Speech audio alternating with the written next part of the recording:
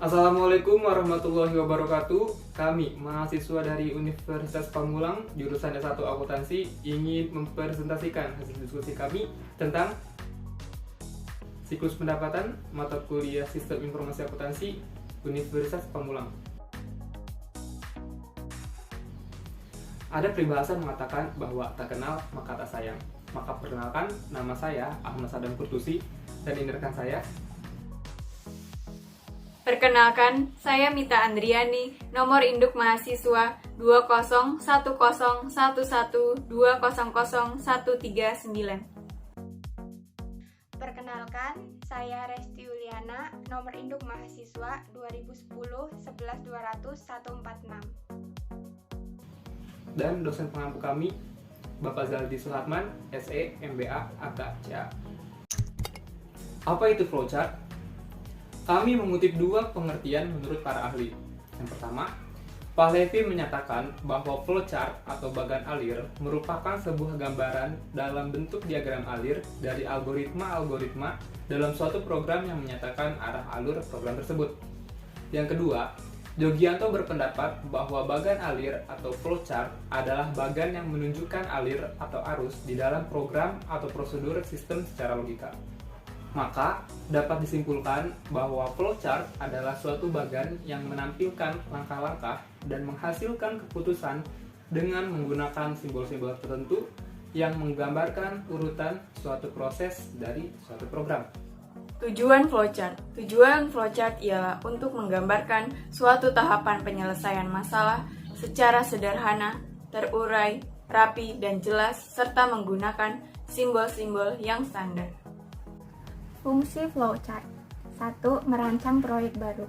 Setelah merancang proyek, selanjutnya ialah memetakan proyek tersebut ke bentuk flowchart. 2. Mengelola alur kerja. Flowchart berperan dalam penentuan integritas dari proses, yaitu menciptakan hasil yang berkualitas berdasarkan prosedur. 3. Memodelkan proses bisnis. Serangkaian tugas yang baik sederhana sampai ke yang rumit. 4. Mendokumentasikan setiap proses. Flowchart menjadi media yang bagus untuk memenuhi tujuan proyek. 5. Mempresentasikan algoritma.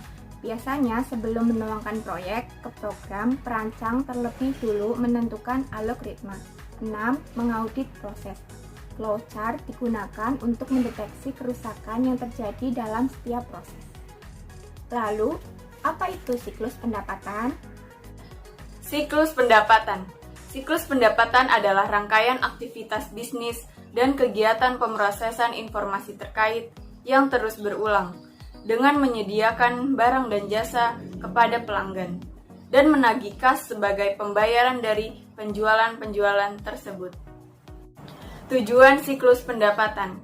Tujuan utama dari siklus pendapatan adalah untuk memberikan hak produk di tempat dan waktu yang tepat dengan harga yang tepat. Untuk mencapai tujuan ini, manajemen harus membuat beberapa keputusan penting, termasuk yang pertama ialah mengetahui sejauh mana produk dapat dan harus disesuaikan dengan kebutuhan dan keinginan setiap pelanggan. Yang kedua, mengontrol banyak persediaan yang harus dimiliki dan tempat untuk persediaan. Yang ketiga, menggunakan cara yang tepat untuk mengirimkan barang kepada pelanggan. Yang keempat, menentukan jumlah kredit yang harus diberikan kepada setiap pelanggan. Yang kelima, menentukan persyaratan kredit yang harus diberikan kepada pelanggan. Dan yang terakhir, menentukan bagaimana pelanggan membayar sehingga dapat diproses untuk memaksimalkan arus kas. Baiklah, di sini saya akan menjelaskan tentang diagram konteks siklus pendapatan. Siklus pendapatan ini kita peroleh dari pelanggan, di mana pelanggan ini melakukan permintaan terhadap siklus pendapatan atau di sini merupakan perusahaan. Setelah mendapatkan permintaan dari pelanggan, maka perusahaan ini akan memproses kepada bagian gudang, di mana ini merupakan informasi mengenai barang yang tersedia. Jika perusahaan sudah mengetahui barang yang tersedia, maka dari perusahaan akan memberikan respon atas permintaan kepada pelanggan. Maka pelanggan akan melakukan pesanan terhadap perusahaan. Setelah adanya pesanan dari pelanggan, maka kita akan melihat lagi ke bagian gudang, yaitu merupakan dari siklus pengeluaran. Di sini, siklus pengeluaran merupakan siklus pengeluaran barang yang diminta oleh pelanggan. Jadi, di sini barang akan langsung dikirim perusahaan ke bagian pelanggan melalui kurir yang disebut dengan bill of lading. Kemudian dari kurir langsung mengirim ke pelanggan. Jika perusahaan sudah mengirimkan barangnya ke pelanggan, setelah itu kita juga melakukan pengiriman kepada pelanggan, yaitu faktur barang yang sudah dikirim. Jadi di sini pelanggan akan menerima faktur dari perusahaan. Setelah menerima faktur, maka pelanggan akan melakukan pembayaran kepada perusahaan. Nah, siklus pendapatan ini didapat dari pelanggan di mana kita melakukan penjualan. Setelah melakukan penjualan, maka kita akan memperoleh pembayaran di mana pembayaran ini bisa kita langsung setor ke pihak bank. Kita juga akan mencatat pendapatan dalam sistem buku besar dengan memasukkan ke jurnal umum dan akan dilaporkan di laporan laba rugi. Pendapatan ini juga akan digunakan untuk melakukan pembayaran atau penggajian kepada SDM atau disebut dengan komisi. Selain itu, kita juga harus membeli persediaan barang untuk keperluan produksi agar tetap berlangsungnya siklus produksi. Setelah itu, setelah mengirim ke bank, maka bank ini wajib untuk mengirimi ke kita lagi laporan atau yang disebut dengan laporan koran. Selanjutnya, saya akan menjelaskan diagram yang kedua. Jadi di sini bedanya antara diagram yang tadi dengan yang satu ini adalah diagram ini lebih fokus ke pesanan penjualnya, sedangkan diagram yang sebelumnya itu berfokus kepada pendapatan. Jadi entry pesanan ini dimulai ketika pelanggan membuat permintaan kepada penjual atau di sini merupakan perusahaan berupa permintaan dari pelanggan. Setelah ini, maka perusahaan akan melakukan cross check ke bagian gudang. Jadi di sini kita akan melihat pengeluarannya, apakah barang yang diminta dari pelanggan ada atau tidak, yang merupakan informasi mengenai barang yang tersedia untuk dijual. Jika barang yang diminta oleh pelanggan ada, maka kita akan memberikan timbal balik kepada pelanggan, yaitu berupa respon atas permintaan. Setelah adanya respon atas permintaan dari perusahaan, maka pelanggan akan langsung melakukan pesanan kepada perusahaan. Jika sudah menerima pesanan dari pelanggan, perusahaan akan melakukan pengiriman. Sebelum pengiriman, maka kita akan mengeluarkan barang yang ada di bagian gudang. Ini merupakan siklus pengeluaran barang yang akan dikirimkan kepada pelanggan. Jadi di sini akan melakukan pengiriman kepada penjual. Melakukan pengiriman ini kita melalui bill of lading serta adanya slip pengepakan.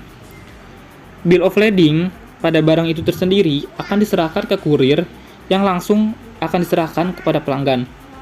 Jadi di sini bill of lading tersebut akan digunakan untuk melakukan penagihan yang dilakukan untuk pelanggan, di mana pelanggan ini yang telah melakukan pesanan penjualan. Penagihan ini berupa faktur yang akan dikirimkan kepada pelanggan. Penagihan ini akan dicatat dalam sistem buku besar yang berupa jurnal umum dan pelaporan dalam laporan laba atau rugi dari penjualan tadi. Nah, setelah dikirim faktur kepada pelanggan, maka pelanggan ini wajib membayar ke perusahaan. Setelah pelanggan membayar berupa penerimaan kas, di situ berupa tanda terima kas dari pelanggan. Setelah menerima kas dari pelanggan, maka perusahaan ini akan menyetorkan langsung kepada bank dan bank akan memberikan feedback kepada penerimaan kepada perusahaan. Selain disetor ke bank, biasanya hasil pendapatan perusahaan akan digunakan untuk membayar komisi atau gaji ke bagian sumber daya manusia, atau ini khususnya ke karyawan. Selain ini juga, hasil dari penjualan ini kita akan digunakan lagi sebagai pembelian kebutuhan produksi atau berupa bahan baku dan lain-lainnya yang digunakan untuk proses produksi lagi. Jadi di sini hasil dari penjualan uang hasil penjualan ini akan kita gunakan untuk produksi lagi sehingga perusahaan ini akan tetap terus berlanjut sampai menghasilkan dari produksi, akan menghasilkan barang lain yang jadi seterusnya akan menghasilkan barang untuk pelanggannya. Apa saja ancaman dan pengendalian dalam siklus pendapatan? Aktivitas, ancaman, dan pengendalian. Aktivitas, masalah-masalah umum dalam siklus pendapatan. Ancaman, data induk yang tidak akurat atau tidak valid. Yang dimaksud dengan data yang tidak akurat ialah data-data induk mengenai pelanggan seperti nama, kode pelanggan, dan alamat. Pengendalian untuk ancaman tersebut yaitu pengendalian integritas.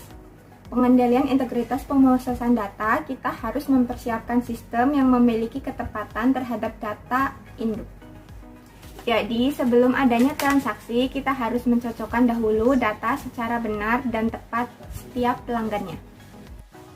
Aktivitas yang kedua ialah entry pesanan penjualan. Ancaman dari entry pesanan penjualan yaitu pesanan yang tidak valid. Tidak valid di sini yaitu kurangnya keabsahan dari bukti pesanan dari pelanggan. Yang dimaksud kurangnya keabsahan ialah kurangnya tanda tangan atau nominal dan lain-lain yang belum jelas yang harusnya terdapat dalam bukti pesanan tersebut. Pengandalian yang bisa dilakukan dari ancaman ini ialah adanya tanda tangan tertulis jika pesanan dilakukan menggunakan kertas dan tanda tangan digital apabila pesanan dilakukan secara online. Aktivitas yang ketiga adalah pengiriman barang. Ancamannya yaitu memilih barang yang salah atau kuantitas yang salah. Ancaman ini terjadi disebabkan oleh banyaknya pelanggan atau banyaknya pesanan, sehingga memungkinkan kita salah dalam memilih barang, di mana barang yang seharusnya dikirim ke PT X dikirim ke PT Y. Kemudian adanya kesalahan kuantitas barang, sama seperti halnya memilih barang. Adanya banyak pesanan. Contohnya saja PT X memesan 50 dan PT Y memesan 70. Dari situ, memungkinkan kita punya kesalahan, di mana PT X yang memesan 50, kita kirimkan 70, dan sebaliknya. Pengendalian dari ancaman ini ialah adanya teknologi kode batang atau RFID. Teknologi kode batang yaitu menggunakan barcode yang akan mempermudah barang tersebut masuk ke PT mana saja, misalnya PT X, PT Y, atau lainnya. Sedangkan teknologi RFID atau radio frekuensi identifikasi yang digunakan untuk mengambil data jarak jauh. Jadi, tujuan menggunakan RFID yaitu untuk mengidentifikasi dalam penelusuran jejak barang. Jadi bisa menelusuri jejak barang apa saja yang dikirim. Kita dapat telusuri secara langsung. Yang keempat, adanya aktivitas penagihan atau billing. Ancamannya yaitu kesalahan posting dalam piutang. Kesalahan ini disebabkan oleh pelanggan dengan salah posting pembayaran piutang. Misal, pelanggan ingin membayarkan piutang kepada perusahaan A, tetapi malah memposting ke perusahaan B.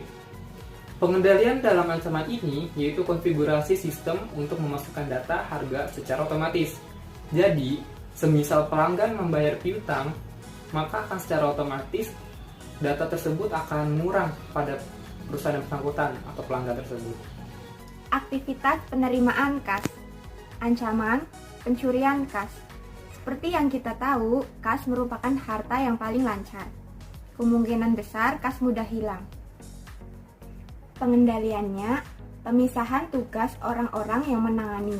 Yang dimaksud dengan pemisahan tugas yaitu kita bisa membedakan orang-orang yang mencatat dengan orang-orang yang memegang uang. Jumlah catatan harus sama dengan jumlah yang dipegang. Jadi, jika terdapat selisih akan mudah untuk ditelusuri.